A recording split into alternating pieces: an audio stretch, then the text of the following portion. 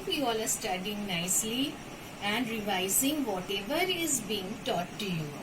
So today in my previous video, this video is for the class 12 students. Now in the previous video which I have made for the class 12 students, I have already shown and discussed in detail the structure of a typical anatropous ovule. So children, this is the part 3. In the first part already I have shown you all in detail the entire process of microsporogenesis. Now in the next, the structure means the ovary, the pistil, everything in detail, the structure was discussed. And what else? I have shown you the structure of a typical anatropous ovule. Before straightway going into the megasporogenesis, I would just like to recapitulate the things which we had discussed in the previous video. So let's see. See, first of all, what did you all see? First of all, you all saw the structure. You all saw a structure somehow like this, na children? Yes? Then you saw certain things, certain structures inside all these things. This was a structure of a typical anatropous what? Anatropous ovule. What it was? Anatropous ovule. I won't deal with it in detail because already there is one video on it specifically. This part you all saw what it was. It was the funicle. What it was? It was the funicle. Now what is the function of funicle? It is attached, actually this is the ovule. It is attached with the help of a stalk to the placental tissue in the ovary, inside the ovary, that is the funicle. Next you saw certain structures. Next you saw a part over here. This part with which the funicle is attached, this part was the hilum. What it was? The hilum. Means what is the hilum? It is actually the connection of what? Of the funicle, means attachment of the ovule. The entire ovule is being attached with the help of a stalk. So this hilum is responsible for that. Now you will see there is one end, this part where the hilum, where the marking is absent. That part is the microbilar end. Already we have discussed that. Upper side, one end is the microbilar end and the other is the chalazial end. Next you had seen that there are two integuments, the outer integument and the inner integument. What is the function? The function is nothing but protection. Then you saw certain tissues were there. What the function of the tissues? Those tissues were known as nucellus and they are nutritive in function. Why nutritive? Because the growing embryo needs food for nourishment. So this entire process, the megasporogenesis, it needs some. And inside this you will be finding the presence of an embryo sac. What? An embryo sac. So this was the entire structure of an anatropous ovule. And in this embryo sac, what it is representing, children? It is representing nothing but the female gametophyte. What it is representing? It is representing the female gametophyte. Let us go straightway into the megasporogenesis. You saw this structure, how the female gametophyte is there. Now children, usually you will see, we will come across, you will have come across pollen, PMC you saw PMC. Do you remember what was it? No, microspore, pollen mother cell. It was pollen mother cell. Here in this, what we will see? Megaspore mother cell. Usually, the ovule differentiates a single megaspore mother cell which is situated towards the microbilar end. I am telling you all, this is representing the microbilar end and this is representing the chalazial end. Always remember that, don't get confused. So what you are going to see, always In an ovule, what you are going to see inside the ovule, there will be differentiation of one megaspore. What it is this representing, children? This is representing megaspore mother cell. And where towards the micropylar, the differentiation would go in the micropylar region. What is the advantage? That we will discuss afterwards, that why in the micropylar region. This megaspore mother cell, so let's see the diagrams now. You see, this is the micropylar end. What it is? This is the micropylar end. This micropylar end, you see, what you can see? You see the nucellus, the nutritive tissue, and there is differentiation. What? There is differentiation of one megaspore mother cell, which side, which end? Towards the micropylar end, towards the micropylar end. Now children, what you all are going to see stepwise. First, differentiation of one MMC, megaspore mother cells, towards the micropylar end. And this MMC means it is something special. So what is it, children? It has a dense cytoplasm and a prominent nucleus. You see, dense cytoplasm and a prominent nucleus. Please refer to the diagrams of the NCERT book and sequentially study the events. Next, what you all are going to see, that this megaspore mother cell, first it was the differentiation. Second, you will see that what is the second point you all are going to see, this megaspore mother cell will undergo division. What type of division? MEIO, meiosis. What type of division it will be, children? Meiosis. What type of division? Meiosis. And because of meiosis, there will be formation. Because of meiosis, there will be formation of four. What? Of four megaspores. There will be formation of four megaspores. So what you will see? First, there is differentiation of megaspore mother cell. This megaspore mother cell will undergo meiosis. Because of meiosis, there will be formation of four megaspores. See, all of a sudden there is not the formation. You see, it has been written, this is the nutritive tissue surrounding, this is the nucellus. This is the micropylar end. First you see there is formation of two has been shown. That is why it is megaspore died. What it is? Megaspore died. Next you will see what? Then the next part you will see there will be formation of four. 1, 2, 3, 4 means there will be formation of megaspore tetrad. What it will be? There will be formation of megaspore tetrad. So once again, let us go back and recapitulate. There is differentiation of megaspore mother cells. Differentiation of megaspore mother cell means one functional megaspore mother cell. This megaspore functional megaspore mother cell will undergo meiosis. Because of the meiosis, there will be formation of four megaspores. Means first two, then four. Formation out of the four megaspores. Only what you will see? Only one will remain functional. What it will remain, beta? Functional. The other three will disintegrate because they need not do anything. The rest of the developments will be carried out with the help of one megaspore. One megaspore. How many were formed, children? Four. Four. How many? Four. Now how many is required? Only one. Please stop. Also 4 megaspore. Formation of 4 megaspore from what? Tetrads from what? Megaspore mother cell.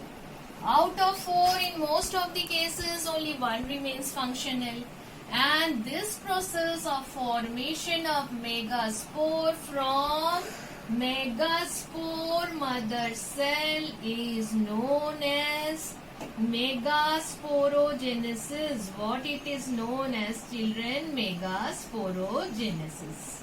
Since this development of embryo sac takes place from single megaspore, so it is also known as monosporic. Means female gametophyte from what? Single megaspore. So what it is known as? Monosporic development. What it is known as? Monosporic development. Now, this, remember children, this you have to, okay, let me tell you the ploidy also. What should be the ploidy of the new cell? Tell me. It should be 2n, isn't it? It's very obvious. What should be the ploidy of the megaspore mother cell? Obvious, it is also 2n. Okay. Now what should be the ploidy of megaspore formed? It should be n because meiosis has already taken place. What should be the ploidy of the functional megaspore?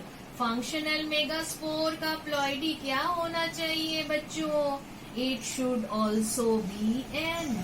So this is what you have to remember very nicely because meiosis has taken place now. Meiosis will result in the haploid condition.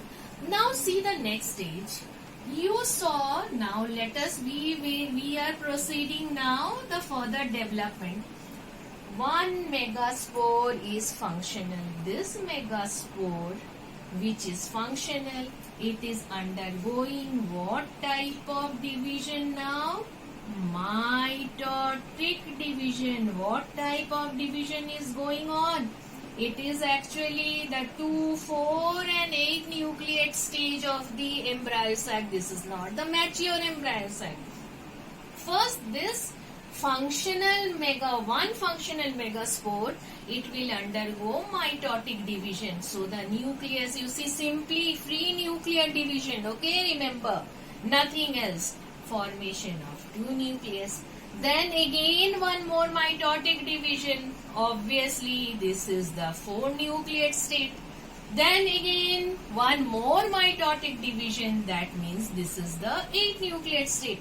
I need not elaborate it because in class 11 already you all have studied these things about the mitotic division and how it goes on. So ultimately you have we have rather with us what? The 8 nucleate state.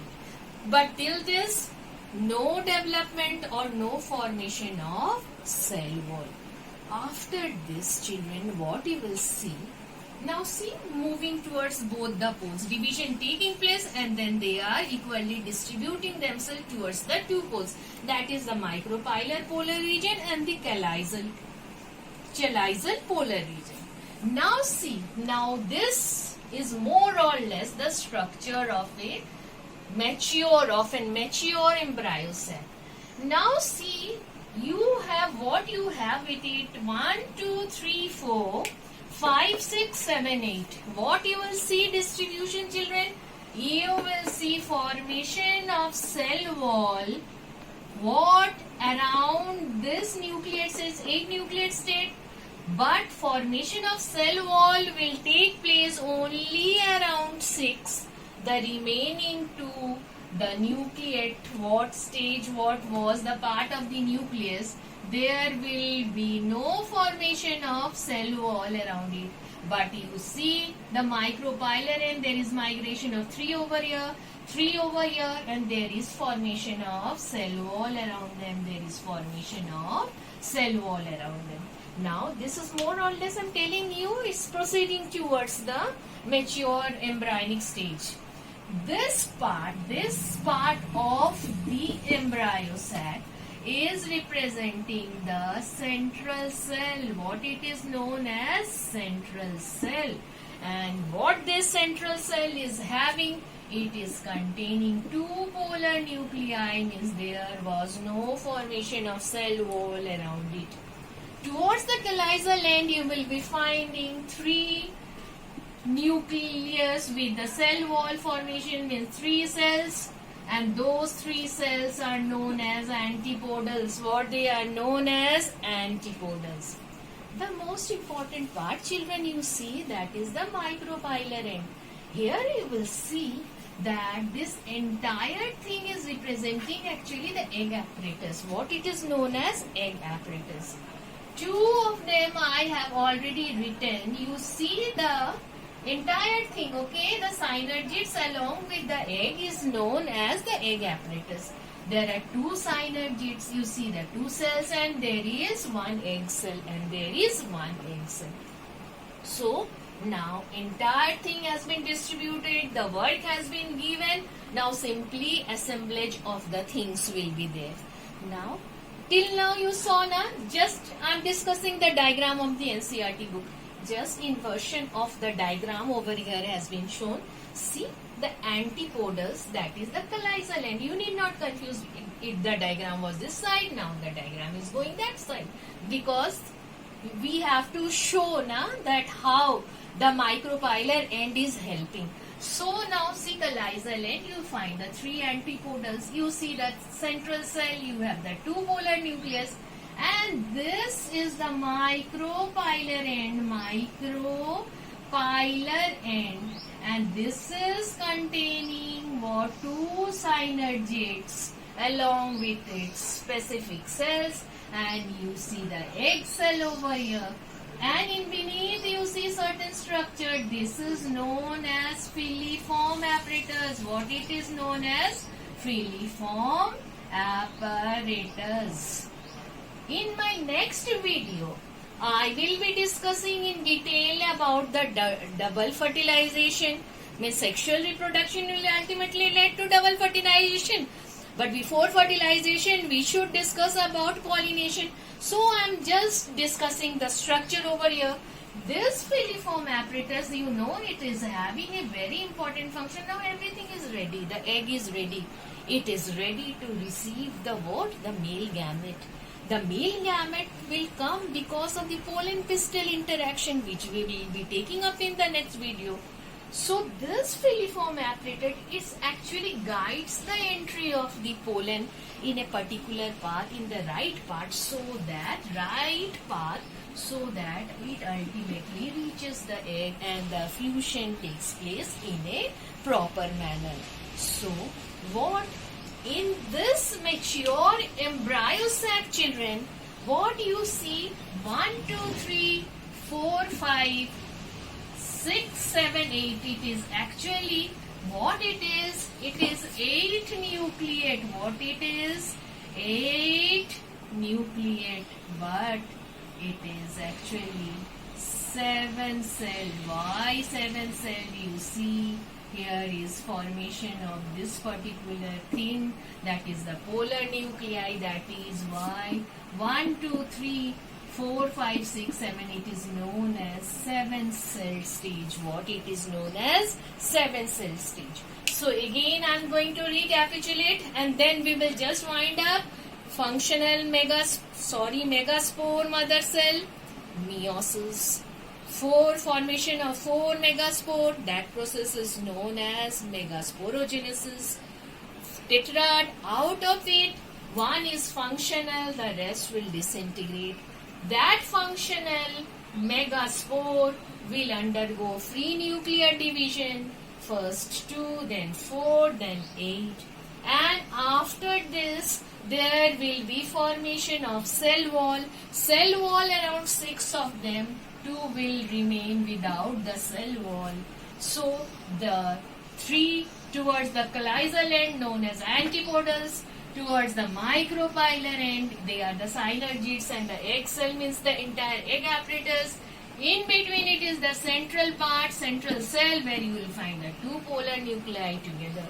So you can see the function of filiform apparatus already has been discussed. So it is actually 8 nucleate, but it is 7 cell. With this I wind up, children. Stay indoors, stay safe. God bless you all. Bye for the time being.